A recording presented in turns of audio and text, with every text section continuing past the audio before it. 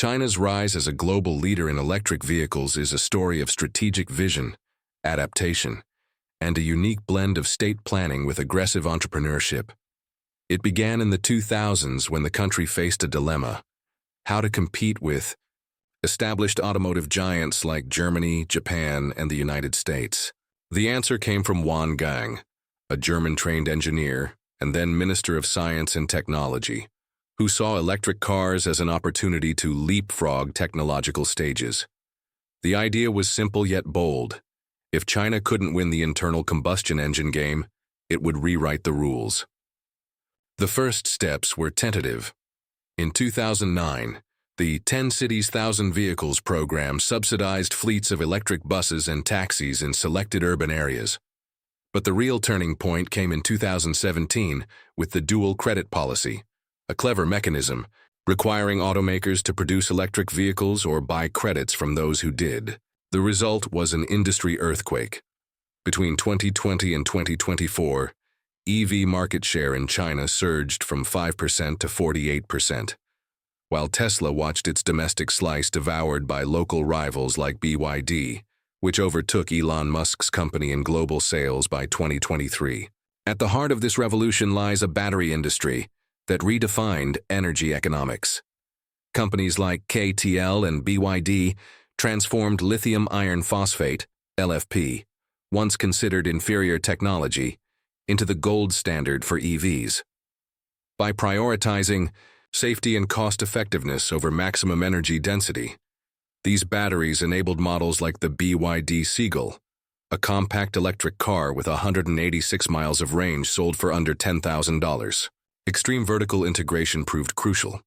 BYD controls everything from lithium mines in Argentina to chip factories in China, slashing costs by 50% compared to Western competitors. Meanwhile, a quiet revolution unfolded on the streets. In Shenzhen, 16,000 electric buses transport 12 million daily passengers without emitting a particle of CO2. In Shanghai, gasoline vehicle license plates auction for $14,000, while EV plates remain free. With 10.2 million public charging points, more than gas stations in the US, range anxiety became obsolete. Domestic success quickly morphed into global ambition. In 2024, China exported 1.28 million electric vehicles, with BYD opening factories in Hungary and Mexico to bypass Western tariffs. In Europe, where 1 in 5 EVs sold is now Chinese, traditional automakers scramble for partnerships.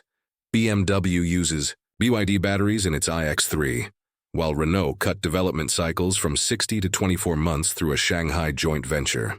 Yet not all is victory. A 2024 price war squeezed industry profit margins.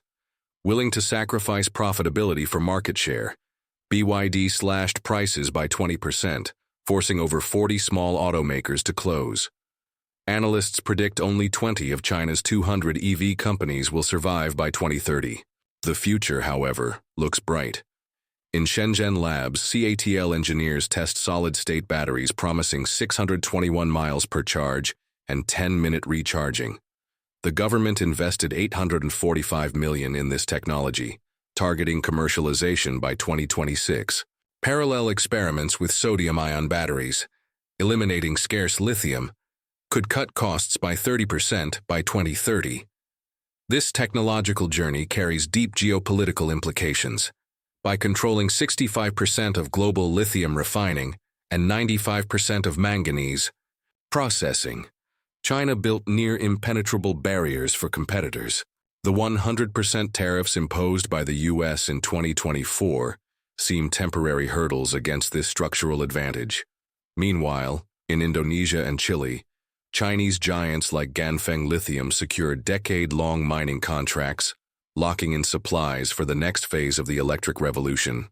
What began as an industrial experiment became a case study in economic transformation.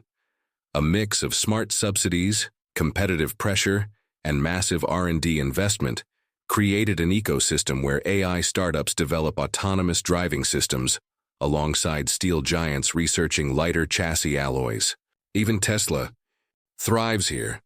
Its Shanghai Gigafactory, built in record time, now stands as the world's most productive auto plant, showcasing China's ability to integrate foreign rivals into its industrial machine.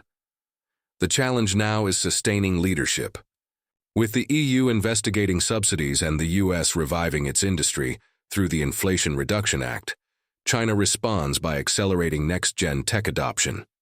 The 2025-2030 five-year plan earmarks $150 billion for autonomous vehicles and vehicle-to-grid smart charging networks. While the West debates regulations, the road to the future is literally being paved on Hangzhou's smart highways, where EVs communicate with infrastructure to optimize energy use.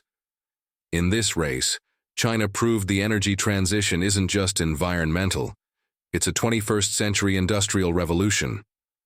Its success reshaped global supply chains, redrew trade alliances, and demonstrated that under certain conditions, planned economies can innovate as rapidly as pure market systems. The automotive sector, once the ultimate symbol of Western capitalism, now finds its innovative epicenter in Shenzhen, a city that 40 years ago was a fishing village.